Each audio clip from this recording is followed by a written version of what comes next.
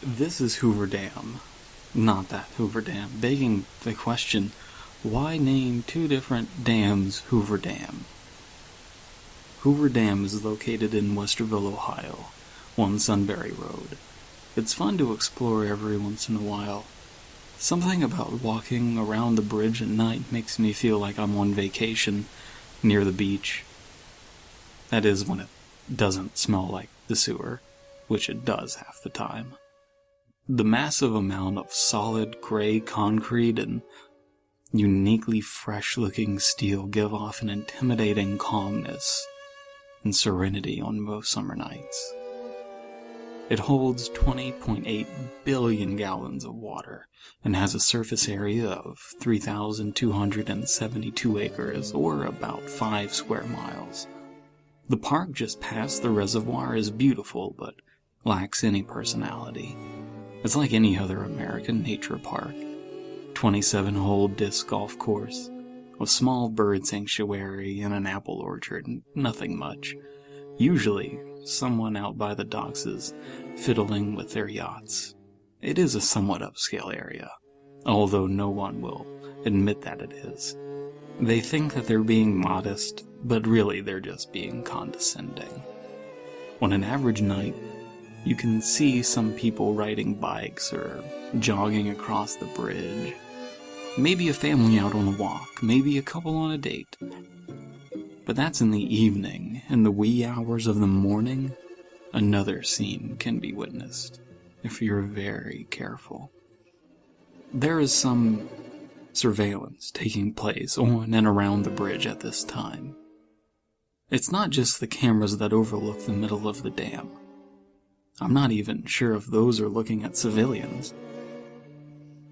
It's changed over time, but there's always been an unaccounted-for vehicle with tinted windows near the bridge. Here it's a blue sedan, but I remember for the longest time it was a white minivan. These cars remain there for most of the time, most of the week. They usually have a couple near the west end of the bridge on their first date, despite it being way too late for that.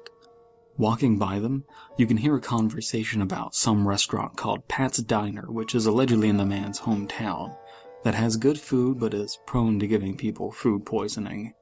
The woman usually asks the man why he'd even go there then. They carefully orchestrate the conversation, the arc of it, the man's failures with the woman, the same way every time.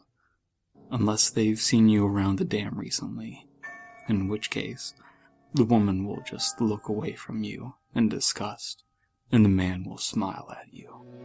Visiting again, you'll find two Asian men with fishing equipment in the same place as the couple, one a good 20 years older than the other, but clearly not father and son. The father will light a cigarette if you walk by him too closely. They never take their buckets or fishing lines to the area where they could fish. I could go on. They have plenty of alternates. I can't be sure, but I think they also have some joggers. Too many to count, so don't quote me on it. I don't know how they know, but it won't happen if you're out by the docks. They can see you, track you there. The main area of the bridge is clearly troublesome. It's way too lit to hide. The trees to the south are too close to the car and the couple. If you enter from the east side of the bridge, however, and sneak to the bench area, you'll have a distant seat to the show.